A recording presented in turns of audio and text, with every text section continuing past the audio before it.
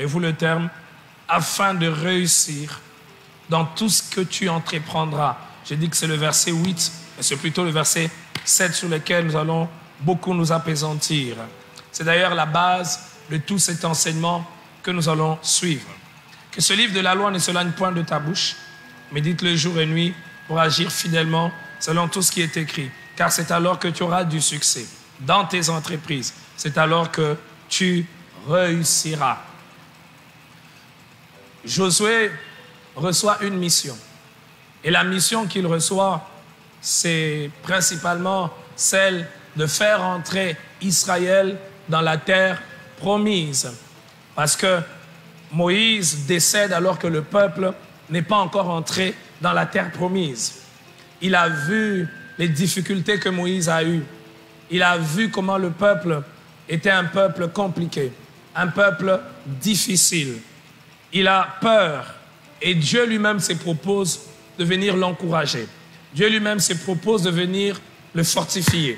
Ce qui est bien et ce sur quoi j'aimerais attirer notre attention, c'est que Dieu, en fortifiant Josué, il ne le dit pas, accomplis seulement la mission. Fais ce que tu dois faire et puis c'est tout. Dieu utilise le terme réussite. Dieu veut que Josué puisse réussir. Il lui dit, par exemple, agis fidèlement selon toute la loi que Moïse, mon serviteur, t'a prescrite. Et puis, afin de réussir dans tout ce que tu entreprendras. Afin de réussir dans tout ce que tu entreprendras. Après, au verset 28, il dit que ce livre de la loi ne s'éloigne point de ta bouche, médite-le jour et nuit. C'est alors que tu auras du succès dans tes entreprises. C'est alors que tu auras de la réussite. J'aimerais planter le décor pour que, lorsque nous serons en train d'avancer, que nous ne soyons pas perdus. Je plante les décors en introduisant, en abordant quelques points. Le premier point que j'aimerais aborder, c'est la mauvaise perception de la réussite. La mauvaise perception de la réussite. Généralement, ceux qui prient ont une très mauvaise conception de la réussite. On a même peur de parler de la réussite. Vous verrez que même certaines personnes vont dire, ne nous parlez pas de réussite, ne nous parlez pas de succès, parlez-nous de l'éternité, parlez-nous du ciel, parlez-nous de la sanctification. Comme si, au fait, la réussite est un péché. Comme si la réussite n'est pas enseignée dans la Bible. Comme si, au fait, Dieu, tout ce qu'il veut, c'est que nous puissions vivre comme des personnes malheureuses, comme des personnes qui ne peuvent pas être joyeuses, comme des personnes qui ne peuvent pas se réjouir d'un certain type de résultats. Et même quand on parle de la sanctification, c'est parmi les éléments, les choses qui nous permettent de réussir notre vie chrétienne. On ne se sanctifie pas pour rien. On se sanctifie parce qu'on veut réussir dans quelque chose. On veut réussir dans sa marche avec Dieu. Alors, je vais nous citer quelques mauvaises perceptions sur la réussite, mais avant que nous puissions le citer, c'est important que nous puissions comprendre c'est quoi la réussite. Alors, j'aimerais nous proposer quelques définitions de la réussite. Premièrement, la réussite, c'est avoir une heureuse issue, un bon résultat, avoir du succès. Deuxièmement, réussir, c'est obtenir un succès dans une action, une entreprise. Et là, c'est par exemple, lorsque quelqu'un a réussi ses examens, lorsque quelqu'un a réussi un texte. Le terme, le mot réussir, c'est en fait un verbe transitif qui veut aussi dire faire avec succès. Faire avec succès. Et la dernière définition que j'ai voulu nous proposer sur la réussite, c'est parvenir à faire quelque chose. Parvenir à faire quelque chose. Alors quand nous rentrons dans les définitions, la réussite n'est pas une mauvaise chose. Mais pourquoi on a peur que l'on parle de la réussite? Pourquoi on trouve que parler de la réussite, c'est contre la foi chrétienne? Pourquoi on trouve que parler de la réussite ne nous aide pas à grandir dans la foi chrétienne, que ça étouffe notre vie spirituelle? À cause des mauvaises perceptions, à cause de la mauvaise compréhension de la réussite. Première mauvaise perception de la réussite, c'est voir la réussite comme ceux qui sont sans Dieu, ceux qui ne connaissent pas Dieu, ceux qui ne craignent pas Dieu, ceux qui n'ont pas d'égard pour Dieu. Tout le monde n'a pas la même perception de la réussite. Tout le monde n'a pas la même vision de la réussite.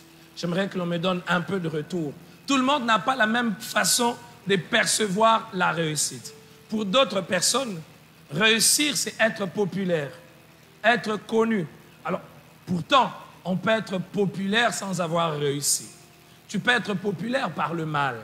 Tu peux devenir populaire par le vol. Tu peux devenir populaire par le meurtre. Tu peux devenir populaire par l'injustice. Tu peux devenir populaire par des moyens malhonnêtes, mais tu n'as pas réussi. Nous avons vu que réussir, c'est avoir des bons résultats. Réussir, c'est parvenir à faire quelque chose. C'est faire quelque chose avec succès. Alors, on a peur de la réussite parce qu'on a la perception, on a la vision de la réussite de ceux qui ne connaissent pas Dieu. Alors on s'est dit non, alors moi je ne veux pas ça. Parce qu'on voit cette personne-là qui roule avec une grosse voiture, mais qui ne craint pas Dieu, qui est menteur, qui est escroc, qui n'a pas de cœur, qui fait souffrir les autres. Alors on se dit, c'est ça la réussite. Alors on a peur de la réussite. Je ne veux pas réussir. Et même, je reviens, et même on ne veut pas qu'on nous parle de la réussite dans l'église, parce que si on nous parle de la réussite, on va devenir comme ceux du monde, comme ceux qui ne connaissent pas Dieu. Deuxième mauvaise perception de la réussite. La réussite éloigne de Dieu. Lorsqu'on réussit, on ne peut pas rester attaché à Dieu. Pourquoi? Parce qu'on a des modèles qui nous sont présentés par les médias, par les réseaux sociaux, des personnes qu'on nous présente comme étant des personnes qui ont réussi, mais qui sont sans Dieu. Parce que, pour certaines personnes, réussir, c'est avoir l'argent. J'aimerais nous dire, frères, alors que nous faisons cette étude biblique, on peut avoir l'argent sans réussir. On peut avoir un grand diplôme sans réussir. On peut voyager sans réussir. On peut être très connu, très célèbre sans réussir. Mais on peut être attaché à Dieu et réussir.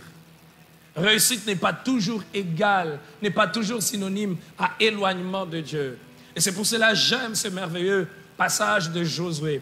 Parfois, nous le lisons rapidement, on a l'impression que c'est un texte qu'on a maîtrisé. Mais on ne prend pas le temps de rentrer pour comprendre. Dieu parle à Josué de la réussite. Dieu veut que Josué puisse réussir.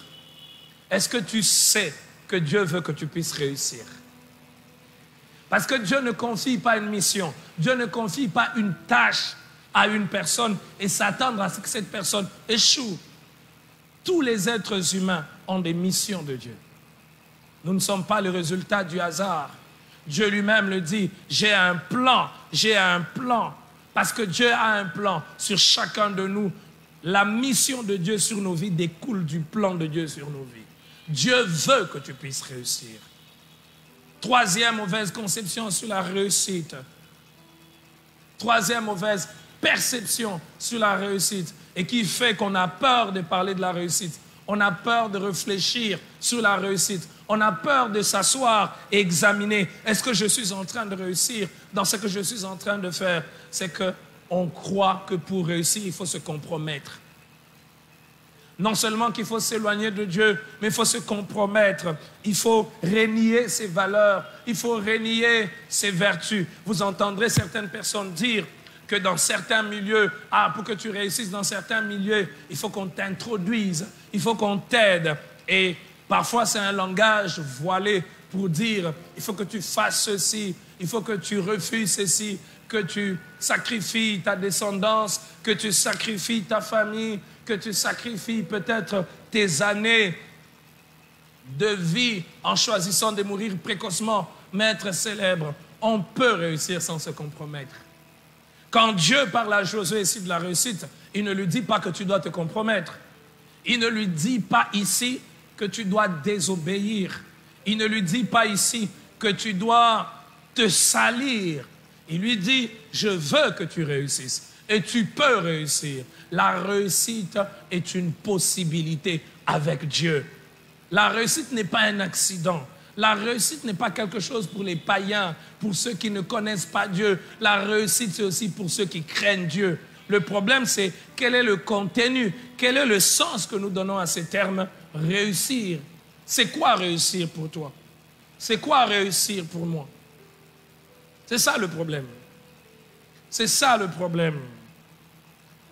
Quatrième mauvaise conception sur la réussite, c'est que réussir va nous rendre cruels, va nous rendre méchants, va nous rendre pas bons pour la société. Vous savez, plusieurs personnes croient en voyant certaines personnes qui ont de l'argent, qui ont des belles villas, et on dit qu'ils ont réussi. Ils ont réussi dans leurs entreprises, ils ont réussi dans leur carrière, mais c'est des personnes méchantes, des personnes qui tuent, des personnes qui favorisent des guerres, des personnes qui favorisent les crimes pour avoir des bénéfices. Les gens doivent se tuer, les gens doivent perdre leur vie, des populations doivent être déplacées parce qu'eux, ils veulent engranger de grands bénéfices. Alors, on se dit, je ne veux pas réussir alors. Je sais qu'il y a des gens ici, peut-être même ceux qui nous suivent en ligne ou qui vont suivre après, qui ne veulent pas réussir. En fait, du fond de leur cœur, ils savent qu'ils veulent avoir des bons résultats. Mais quand on leur dit qu'il faut réussir, ils ne veulent pas parce qu'ils ont des clichés, parce qu'ils ont des images pas correctes de la réussite. Et je prie le Seigneur que pendant cette série, que le Seigneur transforme l'intelligence et la mentalité de quelqu'un, que nous puissions avoir la mentalité de la réussite. Parce que Dieu n'est pas contre la réussite. Dieu n'est pas contre la réussite. Dieu n'est pas contre ta réussite. J'aime quand ces merveilleux apôtres qui ont servi le Seigneur avec zèle, avec amour, avec engagement, parlent de sa vie, parlent des sacrifices qu'il a dû endurer, parlent des difficultés qu'il a eues. J'aime dans 1 Corinthiens le chapitre 9, 1 Corinthiens le chapitre 9, à partir du verset 15, nous voyons ici le cœur d'une personne qui veut réussir, une personne qui veut aboutir à quelque chose, une personne qui veut avoir une issue heureuse, une personne qui va avoir des bons résultats, une personne qui veut exécuter ce qu'il fait avec succès. 1 Corinthiens 9, à partir du verset 15, écoutez ce que cet homme dit. « Pour moi, je n'ai usé d'aucun de ses droits. » Parce qu'au-dessus, il parle de ses droits. « Je n'ai usé d'aucun de ses droits. Ce n'est pas enfin de les réclamer en ma faveur que j'écris ainsi, car j'aimerais mieux mourir que de me laisser enlever ce sujet de gloire. Si j'annonce l'évangile, ce n'est pas pour moi un sujet de gloire, car la nécessité m'en est imposée. Et malheur à moi si je n'annonce pas l'évangile. » Le verset 17. « Si je le fais de bon cœur, j'en ai la récompense. » Il a quand même un but, il a quand même un objectif, la récompense. Vous savez, quand est-ce qu'on dit qu'une équipe a réussi? Une équipe a réussi lorsque l'équipe gagne le match. Quand vous êtes dans une course, quand est-ce qu'on dit que quelqu'un a réussi?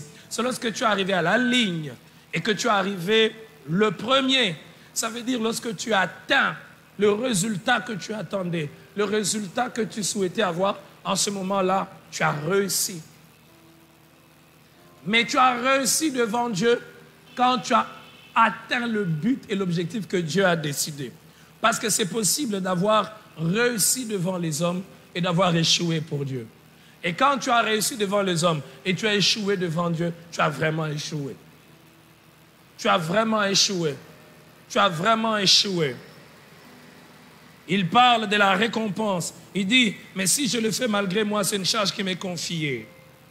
Verset 19. Car bien que je sois libre à l'égard de tous, je me suis rendu le serviteur de tous afin de gagner le plus grand nombre. Pourquoi il doit gagner le plus grand nombre? Parce qu'il doit réussir sa mission. Parce qu'il doit réussir. Parce qu'il ne doit pas échouer. Alors, il se dit, j'accepte de me priver de ces choses. J'accepte de me priver de ces choses. Parce qu'au fait, je ne prêche pas simplement pour prêcher. Mon but, ce n'est pas d'aller de ville en ville pour me faire connaître. Je vais de ville en ville pour gagner des personnes, pour les amener à Christ. Et je veux gagner des personnes. L'apôtre Paul fait ici une déclaration pour dire il va réussir sa mission. Est-ce que c'est aussi le cas pour toi? Est-ce que tu veux réussir? Ou tu veux passer toute ta vie en ayant rempli des jours, des journées d'activités inutiles et être rempli des remords après et se dire je n'ai rien fait. Qu'est-ce que j'ai fait? Je n'ai fait que suivre les gens. Je n'ai fait que acclamer les gens. Je n'ai fait qu'assister à des programmes. Je n'ai fait que faire des activités. Mais en réalité, je n'ai rien atteint. Je ne suis pas heureux de ce que j'ai comme récolte. Il dit, afin de gagner le plus grand nombre. Le verset 20, avec les Juifs, j'ai été comme Juif. Afin de gagner les Juifs. Avec ceux qui sont sous la loi, comme sous la loi. Quoique je ne sois pas moi-même sous la loi, afin de gagner. Ça revient encore une deuxième fois. Afin de gagner. Y a-t-il quelqu'un qui a soif de réussir?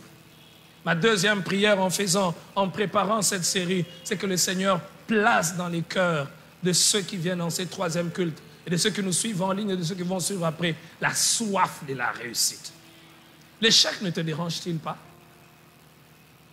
L'échec ne te dérange-t-il pas? L'échec ne fait pas que tu sois mal à l'aise. 5 choses que l'échec produit dans nos vies, pour lequel nous devons à tout prix avoir la soif de réussir. Je ne parle pas, quand je parle de l'échec, le temps viendra où je vais vous expliquer c'est quoi l'échec. Ne pas avoir eu des résultats immédiatement ne veut pas dire qu'on a échoué. On peut faire quelque chose pour la première fois et ne pas avoir des bons résultats, ça ne veut pas dire qu'on a échoué.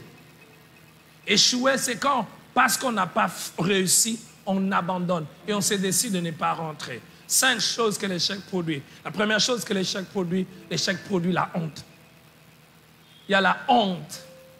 Je n'aimerais pas vivre ça.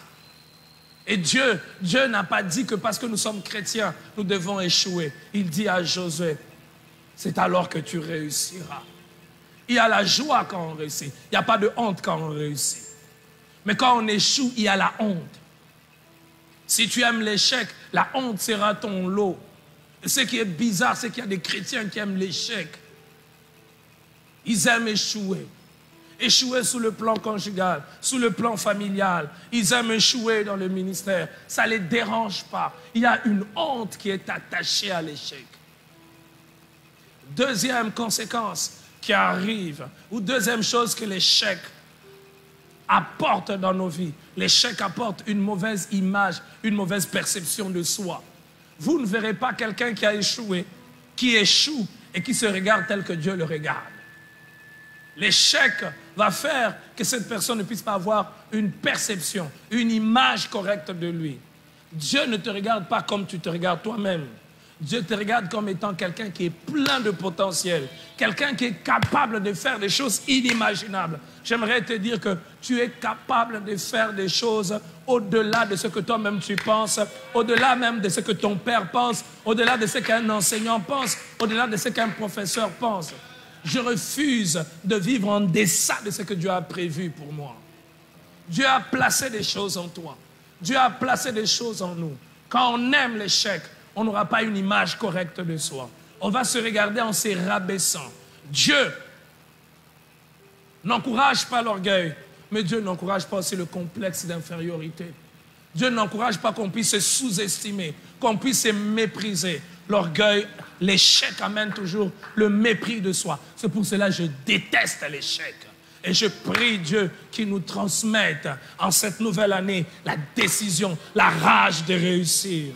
J'aimerais réussir avec mes enfants. Je n'aimerais pas échouer. J'aimerais, lorsqu'ils vont quitter chez moi, lorsqu'ils vont fonder leur ménage, que je puisse dire, j'ai réussi. Le Seigneur m'a aidé à réussir. Je les ai transmis les valeurs. J'aimerais être capable, lorsque le Seigneur va me dire que le temps est arrivé de se retirer du ministère et d'aller à une autre phase de ma vie, de dire j'ai réussi. J'ai fait ce qu'il fallait faire. Les œuvres ont été implantées. Le nom de Jésus a été répandu. Mais je n'aimerais pas me regarder comme quelqu'un qui ne vaut rien. Quand vous vous habituez à l'échec, c'est comme ça qu'il y a des personnes, quand ils se regardent, tu peux faire ça. Non, moi je ne peux pas faire. Tu peux aller là-bas. Non, moi je ne peux pas. Ils échouent sans avoir essayé quelque chose. C'est grave que d'échouer sans avoir essayé. Celui qui échoue sans avoir essayé, il échoue gratuitement.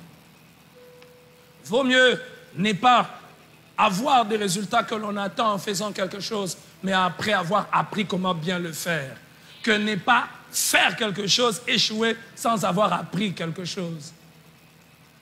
Celui qui échoue n'a rien appris, mais celui qui n'a pas de résultats instantanés a appris quelque chose.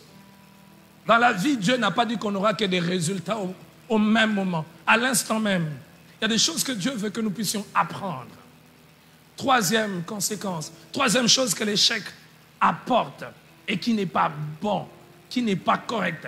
L'échec peut amener à douter de Dieu, à douter de la fidélité de Dieu, à douter de l'amour de Dieu, à douter des capacités de Dieu. Il y a des personnes, tellement ils ont échoué, tellement elles ont échoué. Elles ont échoué dans les affaires, elles ont échoué dans leur couple, elles ont échoué dans leur famille, elles ont échoué dans leurs enfants, elles ont échoué dans leur ministère, elles ont échoué dans les fiançailles, ils ont échoué dans leurs relations. Ils commencent à se dire, est-ce que Dieu vraiment est vrai? Est-ce que tout ce que Dieu a dit est vrai?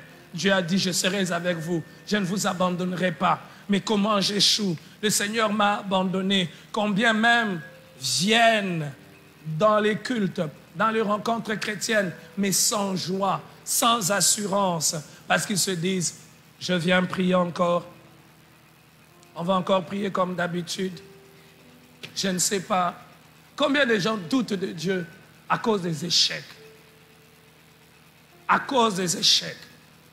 Quatrième chose que l'échec amène. L'échec a la capacité d'amener ou de conduire à une mauvaise perception de son identité. L'échec peut changer ta manière de te définir. J'aime quand l'écrivain dit « Je te loue de ce que je suis une merveilleuse créature. » Voilà ce que je suis. Voilà ce que tu es. Tu es une merveilleuse créature. Regarde ton voisin et dis à ton voisin, à ta voisine, est-ce que tu sais que tu es une merveilleuse créature? Aide-moi, dis-le lui très bien. Regarde, tu sais quand tu l'as dit, il y a des personnes qui sourient parce qu'ils ne croient vraiment pas qu'ils sont une merveilleuse créature. L'échec peut vous amener à douter de ce que vous êtes. L'échec peut vous amener non seulement à douter de Dieu, mais à douter de ce que Dieu a placé en vous. Tu commences, quand quelqu'un te dit « vaillant héros », comme l'histoire de cet homme, Gédéon, Dieu l'appelle vaillant héros. Il dit « moi, vaillant héros », alors que nous sommes dominés, nous sommes la plus petite tribu de « je déteste l'échec ». Oh, et j'aimerais transmettre à l'Église au travers de cet enseignement, c'est quelque chose que Dieu a placé en moi, la haine de l'échec. Je déteste l'échec. Et je trouve anormal que nous puissions tolérer l'échec dans nos vies. Cela nous amène à ne pas nous regarder correctement. Cela nous amène à penser que nous sommes un échec. Frère, tu n'es pas un échec. Tu es un chef-d'œuvre de Dieu. Tu es un chef-d'œuvre de Dieu. Aucune usine ne peut te fabriquer. Aucune usine dans ce monde ne peut te fabriquer. L'usine qui fabrique les fusées, l'usine qui fabrique les voitures de luxe ne peut pas te fabriquer. La preuve, c'est que parfois certains fondateurs, certains chefs d'entreprise de ces usines, ils meurent parce que leur usine ne peut pas le fabriquer. Tu es un chef-d'œuvre de Dieu. Tu es une pièce rare. Tu es une pièce unique. Tu es une pièce unique que l'on ne peut retrouver nulle part ailleurs. Tu as un ADN particulier. Tu as des empreintes particulières. Tu n'es pas un échec. Tu n'es pas un échec. Il y a des gens parce qu'il a échoué dans ses relations amoureuses. Elle a échoué même dans son mariage. Alors, elle s'effondre. Elle se dit, je suis un échec. Elle ne peut pas vivre heureuse. Pourquoi? Parce que sa perception d'elle-même a été changée. Que vous l'acceptez, que vous ne l'acceptez pas. Ceux qui réussissent ont une manière de se regarder qui est différente. Et parce qu'ils se regardent autrement, ils ont le courage, ils ont l'audace de faire des choses que les autres ne font pas. Ta manière de te voir, ta manière de te regarder détermine ce que tu peux faire. C'est à quoi tu peux te tester. Il y a des gens qui ne peuvent pas eux-mêmes faire certaines choses parce que leur manière de se voir, elle est vraiment très basse par rapport à la manière dont Dieu les regarde. J'aimerais dire encore une énième fois, je déteste l'échec. Je déteste l'échec. Et j'aimerais dire que celui qui a dit, ou ceux qui enseignent que pour marcher avec Dieu, il faut échouer, n'enseignent pas la parole de Dieu. Le problème, ce n'est pas la réussite. Le problème, c'est qu'est-ce qu'on appelle réussite. Si la réussite, c'est atteindre de bons résultats, si la réussite, c'est obtenir un succès dans une action, une entreprise, alors je veux réussir. Parce que j'aimerais obtenir du succès dans ce à quoi Dieu m'a appelé. J'aimerais obtenir du succès dans le domaine dans lequel Dieu m'a donné des atouts. Dieu m'a donné des compétences. J'aimerais avoir des bons résultats dans ma maison, dans ma famille, avec mon épouse. J'aimerais avoir des bons résultats avec mes collaborateurs. J'aimerais avoir des bons résultats dans les ministères. Si c'est ça réussir, alors j'aimerais le faire. Cinquième chose que l'échec apporte. Que l'échec apporte. L'échec, c'est cinquième chose. L'échec vous ferme des portes. L'échec vous ferme des portes. Il y a des portes qui ne s'ouvriront pas parce que simplement vous avez... il y a des gens quand ils arrivent, ils répandent l'odeur de l'échec. Qui veut être à côté de quelqu'un qui échoue? Regardez. Qui veut être à côté de quelqu'un qui échoue? Qui veut être tout le temps avec quelqu'un qui échoue? On fuit les gens qui échouent. On fuit les gens qui échouent. Alors tu veux être celui que l'on fuit?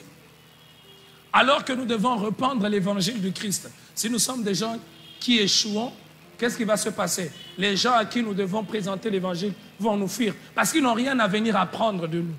Ils n'ont rien en nous. Ils ne verront rien en nous qui vont les pousser à venir pour nous poser des questions. C'est bien quand un chrétien réussit. Avant de finir, je vais nous parler de 5 choses que la réussite de chrétien apporte à la gloire de Dieu, apporte pour les royaumes. Ta réussite apporte des choses pour les royaumes. Est-ce que tu le sais? Mais ton échec ferme des portes. Ton échec peut fermer des portes. L'échec peut fermer des portes à l'évangélisation. Tu crois, tu dis que tu as un Dieu puissant, tu as un Dieu grand. Mais si tu as un Dieu puissant, tu as un Dieu meilleur, pourquoi tu n'as que des résultats médiocres? Pourquoi tu es en dessous de la moyenne? Pourquoi tu n'arrives pas à éduquer tes enfants? Pourquoi tu n'arrives pas à stabiliser cette entreprise? Pourquoi tu n'arrives pas à évoluer alors que tu dis que tu as un Dieu puissant? J'aime ce que l'apôtre Paul dit dans 1 Corinthiens 9, le verset 24. Ne savez-vous pas que ceux qui courent dans le stade courent tous, mais qu'un seul remporte le prix? Et j'aime la suite. Courez de manière à le remporter. Courez de manière à faire quoi? À remporter. Courez de manière... Si cette phrase de l'apôtre Paul pouvait devenir la philosophie de notre vie, j'aimerais courir de manière à remporter le prix. J'aimerais qu'à la fin, lorsque ce corps sera fatigué, lorsque j'aurai des rides, lorsque j'aurai des cheveux blancs, dire comme l'apôtre Paul, j'ai combattu le bon combat. Une couronne de gloire m'est réservée. Ça, ce n'est pas quelqu'un qui a échoué qui dit ça. Ce n'est pas quelqu'un qui a échoué. C'est quelqu'un qui a réussi. J'ai combattu le bon combat. J'ai achevé. J'ai achevé. J'ai achevé la course. Courez de manière à le remporter. Courez de manière à le remporter. C'est-à-dire, on peut courir, mais d'une manière qui ne nous permet pas de remporter. On peut courir, mais d'une manière qui ne nous permet pas de remporter. Est-ce un péché d'enseigner à quelqu'un comment courir de manière à remporter le prix? Est-ce un péché d'enseigner à quelqu'un? Le problème, c'est qu'on a enseigné la réussite seulement sur le plan financier. Mais la vraie réussite dans la vie, c'est quelque chose de global. Tu peux avoir gagné beaucoup d'argent, avoir échoué dans ta maison, avoir échoué dans ton couple, tu n'as pas réussi. C'est pour cela, n'envie pas quelqu'un parce qu'il a beaucoup d'argent. N'envie pas quelqu'un parce qu'il est célèbre. Prends tous les éléments de sa vie. Lorsque tu les examines, tu peux dire s'il a réussi ou s'il a échoué. Courez de manière à le remporter. C'est ce que nous allons faire. Nous allons apprendre comment courir de manière à remporter le prix. Comment courir? Parce que l'apôtre Paul dit, courez de manière à le remporter. Et vous savez, dans la vie, comme dans la carrière d'un sportif, il y a le grand prix que l'on veut obtenir. Tout le monde a célébré Messi. Parce que Messi a obtenu quoi? Il a obtenu la Coupe du Monde. C'est la plus grande récompense qu'un joueur de foot veut avoir dans quoi? Dans sa carrière. Avoir la Coupe du Monde. Mais avant d'avoir obtenu la Coupe du Monde, il a eu la Coupe c'est de quel pays encore? Barcelone, c'est dans quel pays? Voilà, il a remporté plusieurs trophées. Il a remporté plusieurs trophées. Maintenant, il n'avait qu'un seul trophée qui lui manquait. C'était quoi? La Coupe du Monde. Alors, est-ce qu'il va dire seulement, je veux seulement remporter la Coupe du Monde? C'est vrai, c'est la sommité. Mais remporter la Coupe du Monde ne t'empêche pas de remporter d'autres prix. Je veux aller au ciel. C'est la grande chose que j'attends. Mais aller au ciel ne m'empêche pas d'avoir d'autres prix ici. Ce n'est pas incompatible. Aller au ciel n'est pas incompatible avec être un grand homme d'affaires. Aller au ciel n'est pas incompatible avec gagner beaucoup d'argent. Le mal, ce n'est pas gagner, le mal, c'est aimer l'argent. Aller au ciel n'est pas incompatible avec avoir une bonne vie de famille. Aller au ciel n'est pas incompatible avec le fait d'avoir un ministère grand, fort, qui bénit les gens. Le problème, ce n'est pas la réussite. Le problème, c'est notre cœur face au succès. Courez de manière à le remporter. Courez de manière à le remporter. Il y a une certaine manière de courir. En fait, quand il parle de courir, il y a une certaine manière de vivre qui qualifie certaines personnes à l'échec. Aide-moi à dire à ton voisin, il y a une certaine manière de vivre qui qualifie certaines personnes à l'échec. Dis à ton voisin. Dis-le à ton voisin. Si tu nous suis sur Internet, mets ça dans le commentaire. Il y a une certaine manière de vivre qui nous qualifie à l'échec, qui nous disqualifie pour remporter le prix. Et vous voulez rapidement que je vous donne 4 manières de vivre qui nous disqualifient de la réussite. 4 manières de vivre. L'apôtre Paul dit, courez de manière, j'ai dit 4, mais on peut aller jusqu'à 6. Courez de manière à faire quoi? À le remporter. Il y a des gens, ils prient, ils veulent avoir le progrès. Et vous savez, j'ai découvert, en étant pasteur, que de fois on n'aide pas les gens. Que de fois on n'aide pas les gens. Quelqu'un vient vous dire, pasteur, mes entreprises, mes affaires n'évoluent pas. Je ne fais que faire de pertes. Et nous allons lui dire, viens, on va prier. Jeûne pendant 3 jours. Jeûne pendant... Il jeûne, et puis après, il n'a pas toujours de résultats. Qu'est-ce qui se passe? Il change de pasteur. Il va chercher un autre pasteur. Il va chercher une autre église parce qu'il croit que celui-ci n'a pas de onction. Le problème, ce n'est pas seulement la prière. La prière est importante. La prière est le fondement. Mais au-delà de la prière, qu'est-ce que tu ajoutes après? Qu'est-ce que tu ajoutes après la prière? Tu pries, c'est la fondation. Mais après, qu'est-ce que tu ajoutes? On peut utiliser le même matériau pour la fondation, mais ne pas construire le même genre de maison. J'aimerais répéter. On peut utiliser le même matériel. On peut utiliser le même matériel pour faire une fondation, mais ne pas construire le même type de maison. Tout le monde utilise des moellons, des caillasses, des briques, des ferrons, mais tout le monde ne construit pas des mêmes types de maisons. Cela est vrai. On peut avoir la même parole de Dieu, mais ne pas l'utiliser pour avoir le même type et style de vie. Je n'aimerais pas mourir en étant médiocre. Je n'aimerais pas mourir en ayant une vie au rabais. Courez de manière à le remporter. Aide-moi à dire à ton voisin, cours de manière à remporter le prix. Ne te disqualifie pas. Dis-lui, ne te disqualifie pas. Par ta manière de vivre. Allez, 6 manières de se disqualifier à la réussite. Et généralement, c'est d'une manière inconsciente. Première façon sûre de se disqualifier de la réussite, c'est de négliger Dieu. C'est de négliger Dieu. C'est d'oublier Dieu, de mettre de côté Dieu. Enlever Dieu dans l'équation de votre vie conduit à l'échec. Il y a des personnes qui pensent que la réussite n'est pas compatible avec Dieu. Ceux qui mettent Dieu de côté dans leur équation de la réussite finissent toujours par regretter tôt ou tard. Parce que Dieu n'a jamais tort. Et Dieu ne se trompe jamais. Jamais. Jamais. Dieu ne se trompe jamais. J'aime quand dans les livres de sagesse, les livres de proverbes, un père dit à son fils, n'oublie pas mon enseignement. N'oublie pas mon enseignement. N'oublie pas mon enseignement. N'oublie pas mon enseignement. Proverbe chapitre 3, le verset 1er. Mon fils, n'oublie pas mes enseignements et que ton cœur garde mes préceptes. Que ton cœur fasse quoi? Garde mes préceptes. Vous voulez vous disqualifier à la réussite dans votre vie ici sur la terre? Oubliez Dieu. Méprisez ses enseignements. Méprisez ses préceptes. C'est en Dieu que l'on se découvre. C'est par Dieu que l'on découvre qui nous sommes. Mes amis, il y a des gens qui pensent que venir à l'église, et je prie Dieu, c'est le troisième culte, c'est le culte de renouvellement de l'intelligence. Oh Dieu, aide-nous à saisir ce que tu veux, à mieux le saisir par rapport à ces cultes. Il y a des gens qui pensent qu'on vient à l'église pour jouer. On vient à l'église parce que c'est une routine.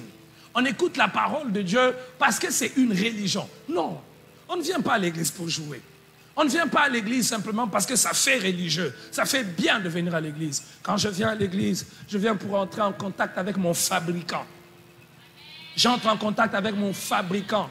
Je découvre qui je suis. Mon frère, ma soeur. Mon frère, ma soeur. Il y a des appareils, tu les vois, tu ne sais pas à quoi ça sert. Ça ne veut pas dire que cet appareil n'a pas une utilité. C'est parce que tu ne connais pas. Et malheur si c'est toi-même, tu ne connais pas toi-même à quoi tu sers.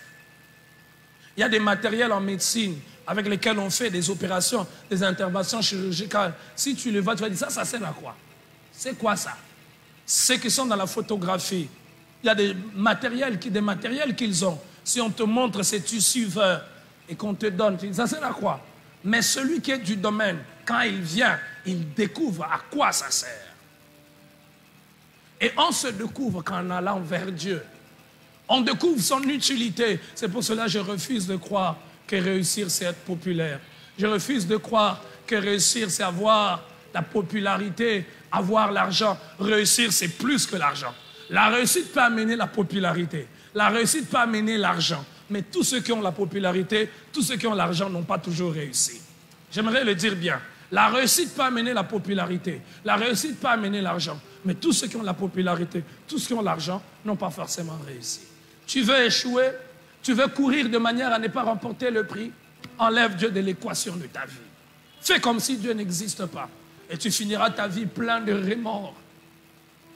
Deuxième manière de vivre qui te disqualifie. Qui te disqualifie de la réussite.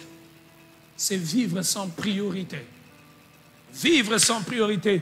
J'aime l'apôtre Paul. Il dit, ne savez-vous pas que ceux qui courent dans les stades courent tous, mais qu'un seul remporte le prix. Courez de manière à le remporter. Le verset 25. Tous ceux qui combattent s'imposent toute espèce d'abstinence. Ils font quoi? Ils s'imposent. Ils s'abstiennent à des choses. Ils peuvent se dire non. Quelqu'un qui ne peut pas se priver de quelque chose ne va jamais quelque part. Toute personne qui ne peut pas se priver de quelque chose ne connaît pas où il va.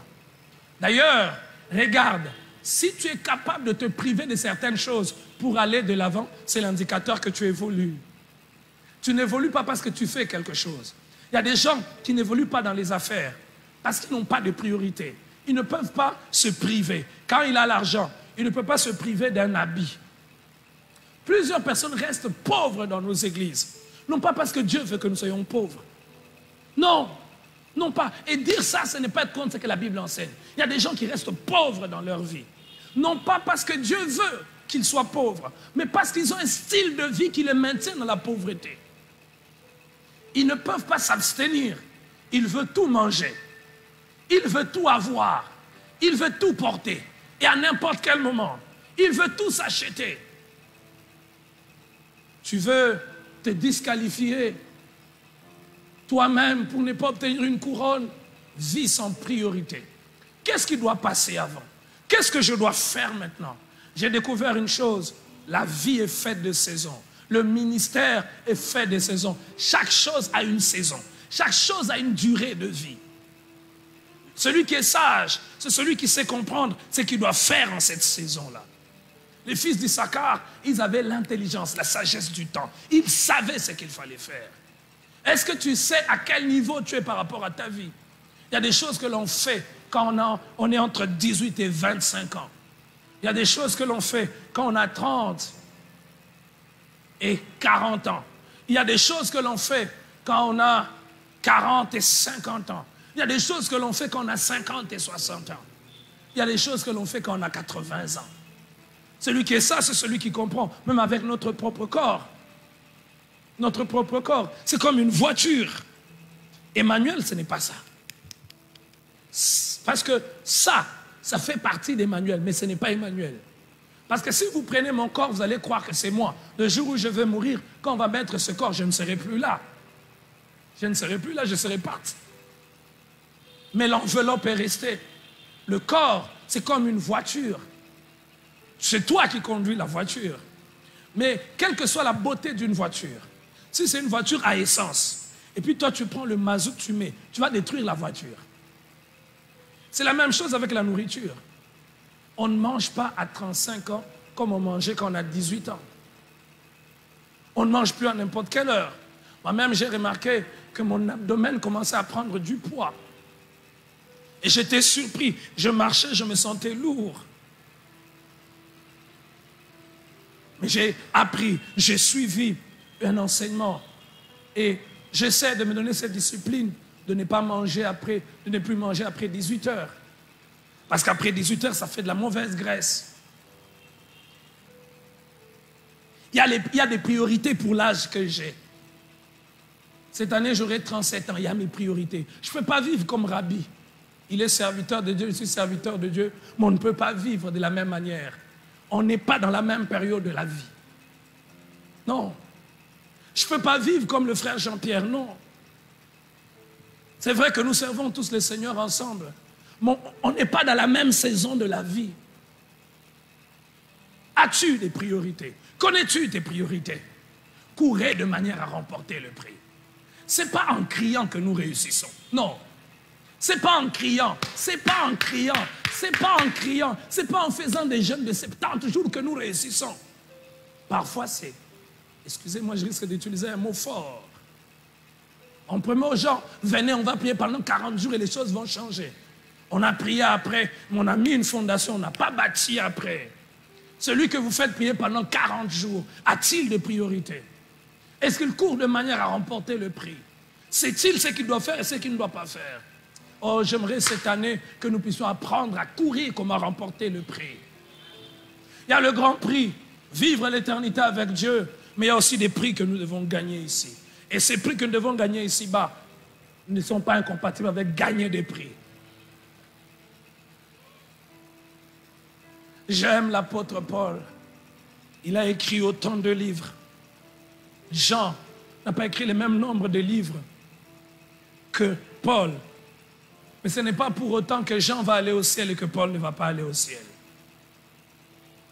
Paul va aller au ciel, Jean va aller au ciel, mais Paul a écrit plus de livres que Jean.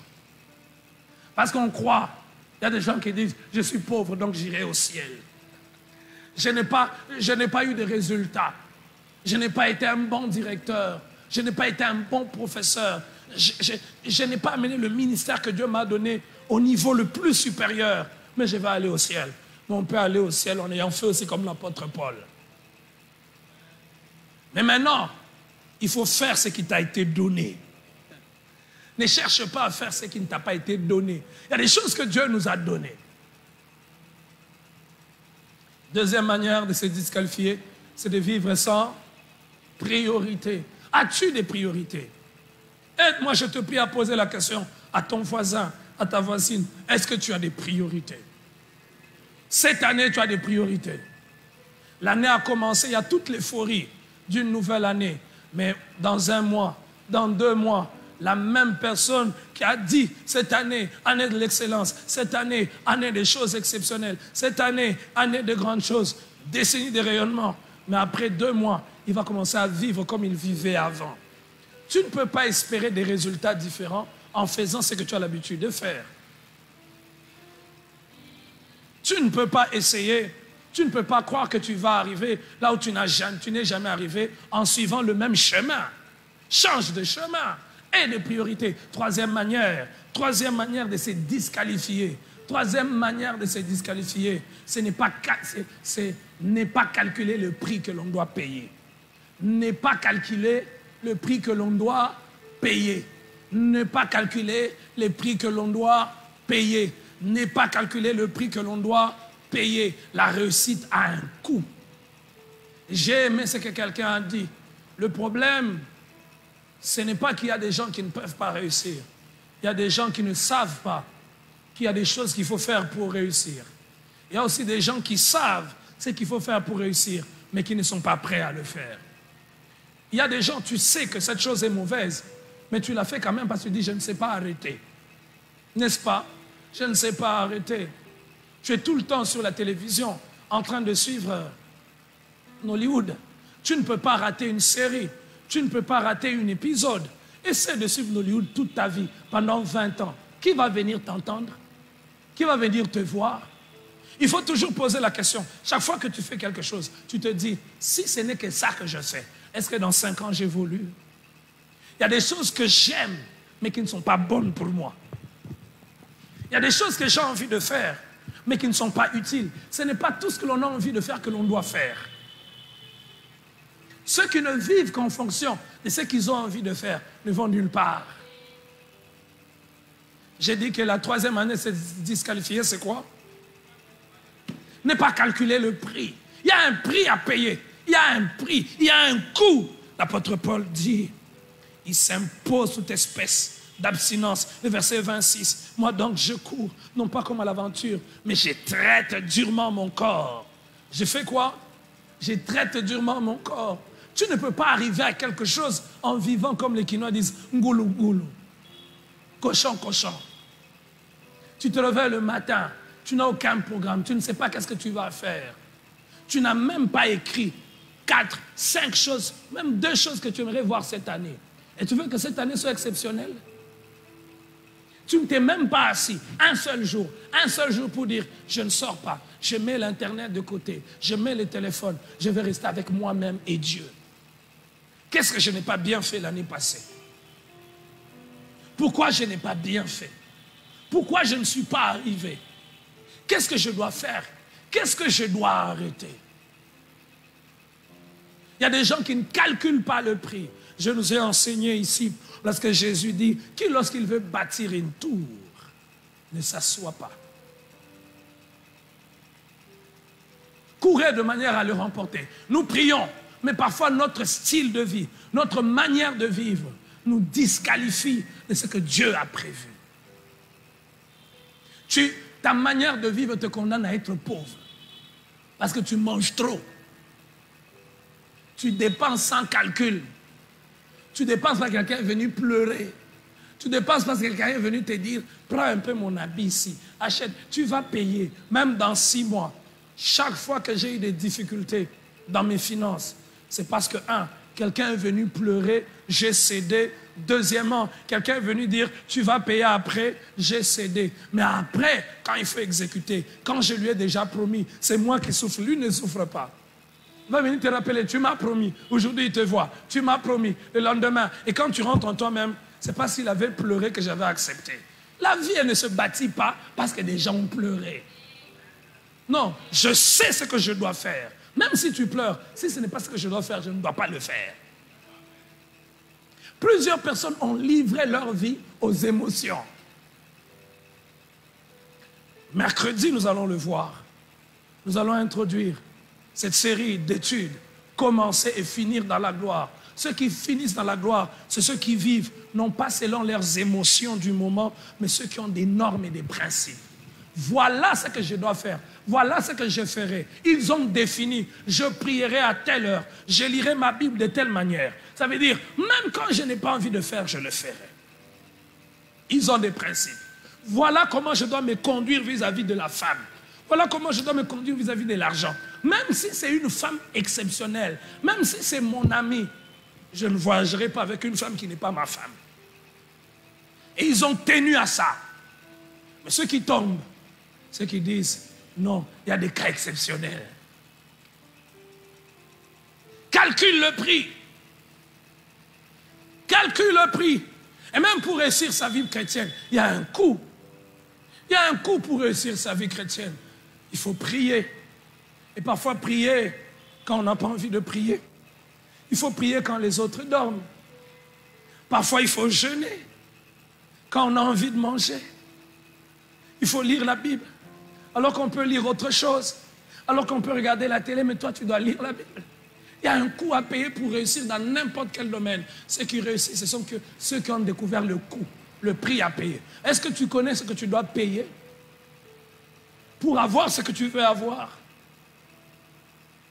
Dieu ne veut pas notre échec. Il dit à Josué, afin que tu réussisses. Quand j'ai compris ce verset, j'ai changé ma manière de me voir. J'ai changé la manière de voir ce que je fais. Chaque fois, je dois me poser la question, est-ce que j'ai réussi? Est-ce que j'ai réussi? Je ne sais pas qu'est-ce qu'il en est de vous, mais je prie le Seigneur qu'il accentue ça. Je n'arrête pas quand j'ai échoué, quand ça n'a pas marché. Jusqu'à ce que je vais comprendre pourquoi ça n'a pas marché. Et puis je vais faire que ça marche. Il y a des gens qui sont faibles. Ils essaient d'atteindre quelque chose, 1 année, 2 ans, 3 ans, 4 ans, 5 ans, ils arrêtent. Non. Non, Dieu ne m'a pas créé pour ça. Dieu m'a créé avec un but. Surtout quand je découvre que le domaine dans lequel je vais avoir des résultats, c'est le domaine dans lequel Dieu m'a établi. Dieu m'a investi, Dieu m'a équipé, Dieu m'a donné des talents. Je n'aimerais pas faire chômer ce que Dieu a placé en moi. Il y a des gens qui font chômer ce que Dieu a placé en eux. Parce qu'ils ne veulent pas calculer le prix. Calcule le prix. Devenir ce genre de prédicateur que tu veux être, il y a un prix. Il y a un prix. Tu dois te former. Tu dois apprendre toi-même aussi. Même si tu fais des études, tu dois apprendre. J'ai vu des gens qui ont fait des formations, mais après, il laisse à désirer. Depuis qu'il a fait sa formation, il est plein d'un titre, d'un papier qu'il a, mais il n'évolue pas. J'ai fait l'Institut biblique, je connaissais certains de nos collègues. Quand ils viennent prêcher, en fait, ils viennent prêcher le syllabus de l'Institut biblique. Paye pas le prix. Ils ne se forment pas. Tu ne peux pas devenir un bon prédicateur et tu n'es pas un lecteur. Il faut payer le prix. Il faut lire d'abord les Écritures. Lire encore les Écritures. Et les lire suffisamment. Mais toi, tu ne lis pas les Écritures. Quand tu as un papier, quand tu as un livre, tu sais ce que tu cherches? Les photos. Quand il n'y a pas de photos, ce n'est pas intéressant. Ça, c'est les enfants de l'école maternelle. As-tu calculé le prix de ce que tu veux voir cette année? Mes amis, ce n'est pas une affaire de slogans. Ce n'est pas une affaire des cris que l'on est en train de scander. Année de gloire, année de percée. Il n'y a rien si tu ne calcules pas ce que la percée va te coûter. Et si tu n'es pas prêt à payer, si tu n'es pas prêt à payer, on paye tout. On paye tout. Mais seulement, on ne paye pas tout avec l'argent. On paye tout. On ne paye pas tout avec l'argent. Il y a des choses que l'argent ne peut pas acheter. C'est ta sueur qui va les acheter. Il y a des choses, c'est la réflexion qui va les acheter. Il y a des choses, c'est ton attachement à Dieu. C'est ta recherche sans relâche de Dieu qui va payer cela. 4e manière de se disqualifier. 4e manière de courir qui ne te permettra pas d'atteindre le prix.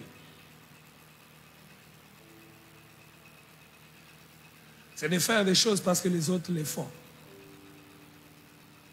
J'ai découvert une chose, même quand quelqu'un est prédicateur, même quand quelqu'un est pasteur, tant que je n'ai pas compris pourquoi il le fait, je ne ferai pas ce qu'il fait. J'aimerais comprendre pourquoi il le fait. Vous verrez des gens qui veulent s'habiller comme quelqu'un. Sa manière de s'habiller, c'est il s'habille sur scène. Quand c'est un chanteur, c'est un musicien, il doit passer devant, il doit faire un spectacle. Mais l'habit de quelqu'un d'un spectacle, toi tu veux te promener avec ça en route. J'ai vu tel musicien, il a porté une veste en cuir rouge. Et puis tu vois quelqu'un en route. Bumba Foueye, Mukutakana. Tu sais pourquoi il fait ça? J'ai vu une jeune fille porter une jupe là. dans la série, à la télé. Tu sais pourquoi ils portent ça? Pour séduire. Toi, tu veux séduire qui? Hein? Mes sœurs, j'aime vous rappeler ça. Si tout ce que tu as à apporter dans le monde, c'est ton corps, alors il faut pleurer sur toi-même. Mes sœurs, Dieu ne vous a pas donné que le corps, il vous a aussi donné le cerveau. Il pouvait faire que vous n'ayez pas de cerveau aussi. Alors quand quelqu'un ne veut utiliser que ton corps et oublier ton cerveau, quitte-le. J'ai dit quoi? Quand quelqu'un ne veut profiter que de ton corps et déconnecter ton cerveau, ne marche pas avec lui, il ne t'aime pas. Et toi-même, quand tu ne fais qu'utiliser ton corps, tu oublies ton cerveau. Il y a des gens, quand tu les regardes, la manière dont ils se maquillent, la manière dont ils s'habillent, tu dis, eh oui, Kenichin, tu crois à Boutou. Et n'a rien d'autre, à part son corps là, ses formes, sa poitrine, son derrière, elle n'a rien. Et tu vois comment il l'entretient. C'est mauvais d'entretenir, non, c'est bien. Mais la manière dont il l'entretient, est-ce que tu entretiens aussi ton cerveau comme tu entretiens ton corps?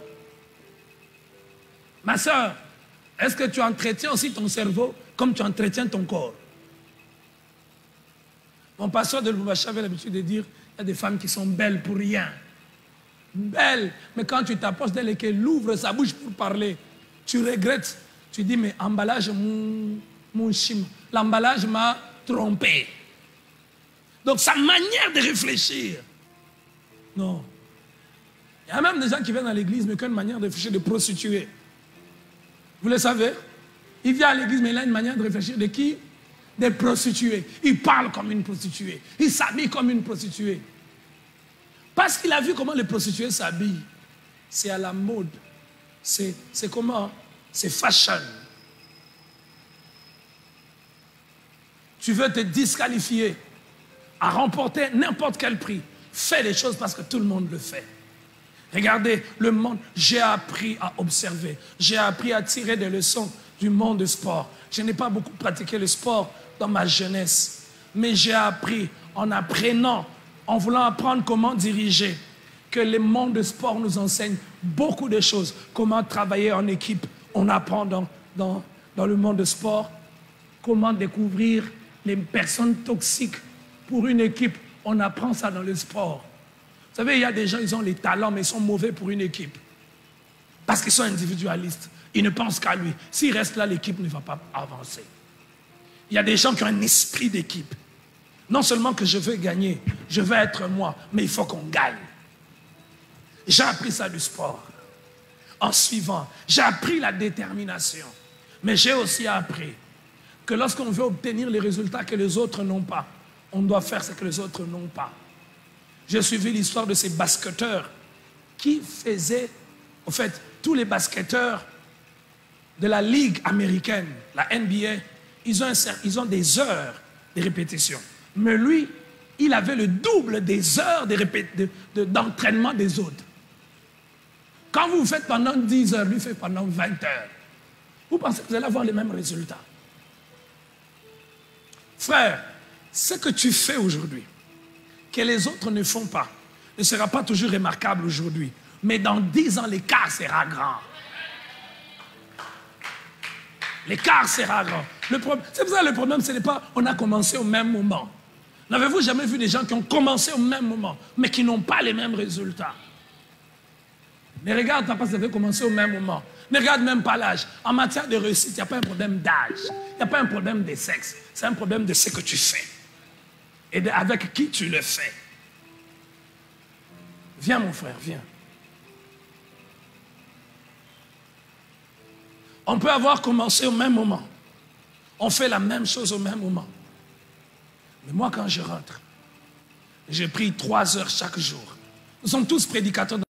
On a l'impression que je ne suis pas plus brillant que lui. Il a des dons naturels qu'il a reçus pour faire certaines choses. Mais ce n'est pas tout le monde qui a des dons naturels qui réussissent. Il a reçu des choses. Parce qu'il a reçu ça, il dit, moi, je n'ai pas besoin de faire comme lui. Moi, c'est facile pour moi. Mais moi, je prie 3 heures chaque jour. Je lis ma Bible. Lui, Il ne fait que préparer les prédications. 2 ans après, nous avons commencé au même moment, mais le niveau sera différent. Parce que quand je serai en train de parler, ce sera l'accumulation de ce que j'ai fait en secret que lui ne connaissait pas. C'est pour cela, frère, tu n'auras pas le même niveau que quelqu'un parce que tu veux parler comme lui. Accumule l'expérience qu'il a eue. Je peux te poser une question. Qu'est-ce que tu fais dans les secrets? Aide-moi à poser la question à ton voisin. Qu'est-ce que tu fais dans les secrets que les autres ne font pas? Courez de manière à les remporter. J'aimerais que nous ne puissions pas oublier ça. Courez de manière à faire quoi? Qu'est-ce que tu fais dans les secrets maintenant? Tout ce que tu fais dans les secrets, c'est ce qui est mauvais. C'est ce qui n'est pas digne.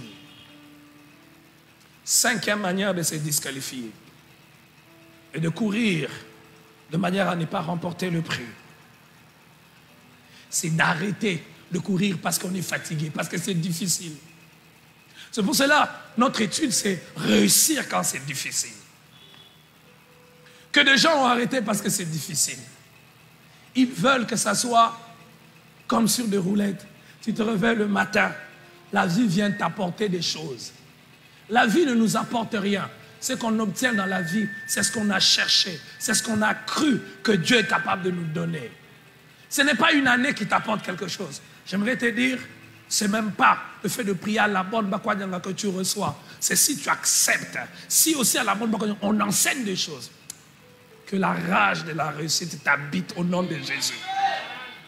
C'est pour cela que je ne veux pas trop qu'on dise encore les démons de votre famille. Les démons, toi,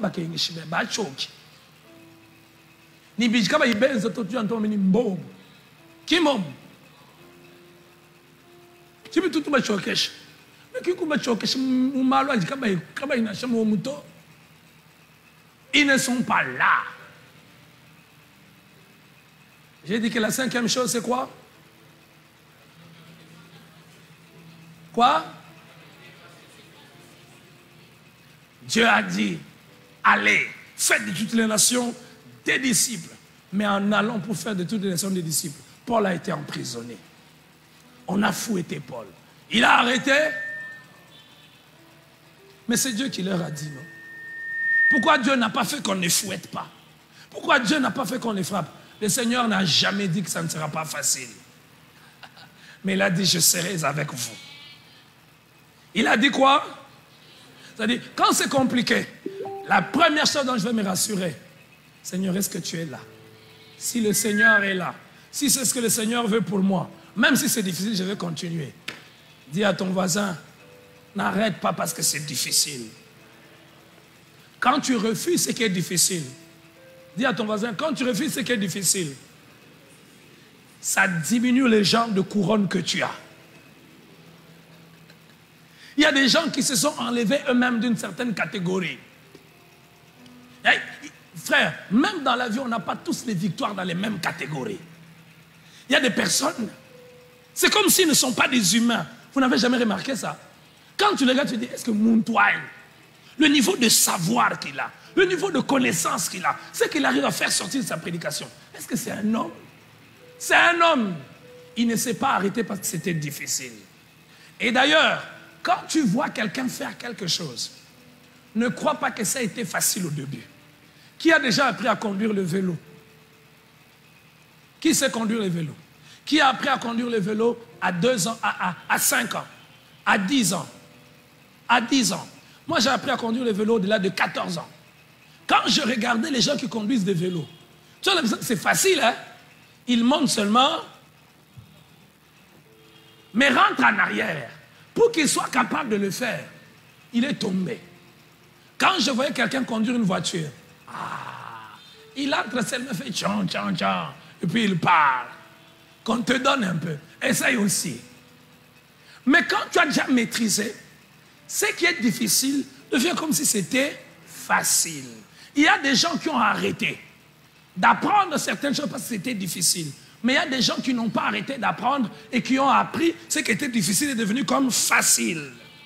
C'est pour cela que vous verrez des gens, quand ils essaient d'imiter quelqu'un, ils n'arrivent pas. Ils arrêtent. Tu arrêtes les affaires parce que c'est difficile. Parce que tu as perdu ton capital. Tu arrêtes de prêcher parce que tu as mal prêché une fois. Tu arrêtes de prêcher parce que tu as mal introduit. Tu as mal donné l'exemple. Tu as fini d'une manière catastrophique. Tu arrêtes de faire la cour à cette jeune fille parce qu'elle t'a dit non. Persévère. Fais quoi? Persévère. Aveuglement.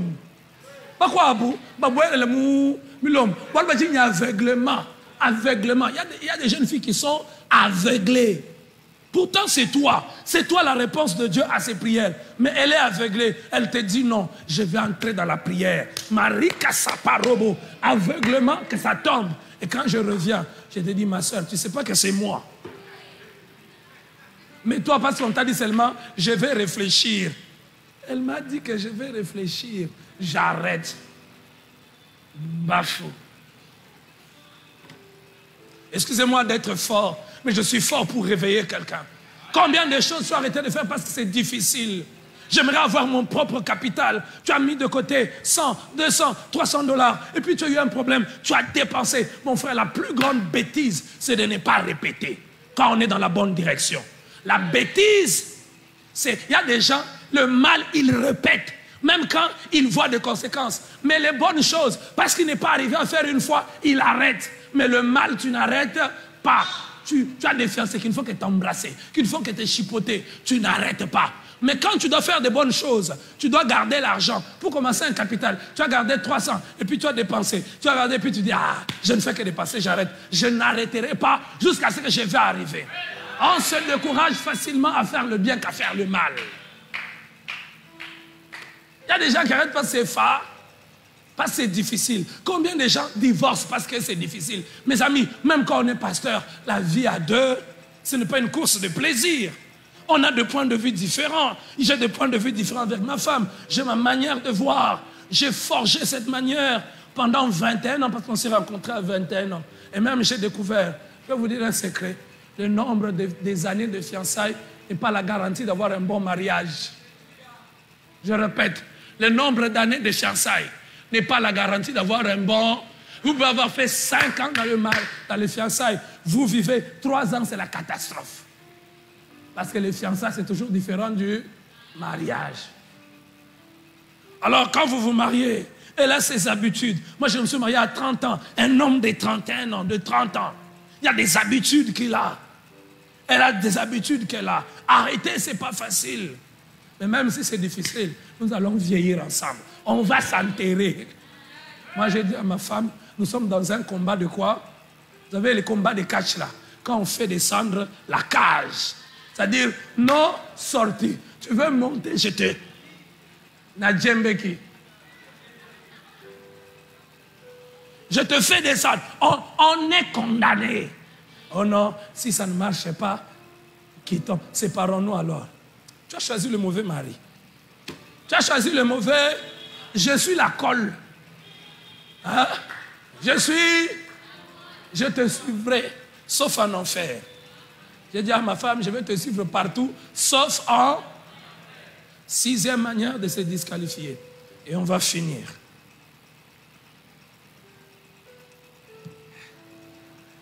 C'est de se satisfaire de peu de résultats et d'oublier que l'on doit continuer encore.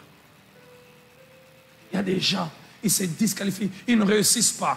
Ce qui est pire, tragique, c'est quand la réussite d'hier t'empêche de continuer de réussir. Vous entendez des gens dire, moi j'ai déjà fait, mais tu n'as pas tout fait. Il y a des gens qui disent, moi, un homme comme moi, j'ai déjà. Tu as fait quoi? Moi, j'ai déjà prêché. Toute l'église a acclamé. Maintenant qu'on te laisse prêcher 1 mois, qu'on te laisse prêcher 2 mois, qu'on te laisse prêcher 3 mois, qu'on te laisse prêcher 1 année. Moi,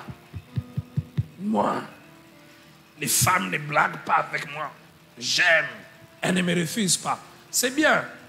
Maintenant, prends une femme dans la maison, vivez 2 ans, 3 ans, tu te réveilles le matin, tu vois sa tête. Elle ronfle, elle mange beaucoup, elle parle beaucoup. Reste là. Moi, j'ai déjà fait. Tu as fait quoi? J'aime les musiciens congolais. Ah, si tu veux apprendre beaucoup de choses de la vie, tu vas apprendre comment il ne faut pas vivre. Suis les musiciens profanes congolais. Vous avez compris? Si tu veux apprendre comment il ne faut pas vivre, suis les musiciens profanes congolais. Bisoto sala makambu. Parce que les lots ça nini. Et ce qui me fait rire, nos musiciens disent bisoto sala makambu belé na mboko yo. Vous avez déjà entendu comment ils disent?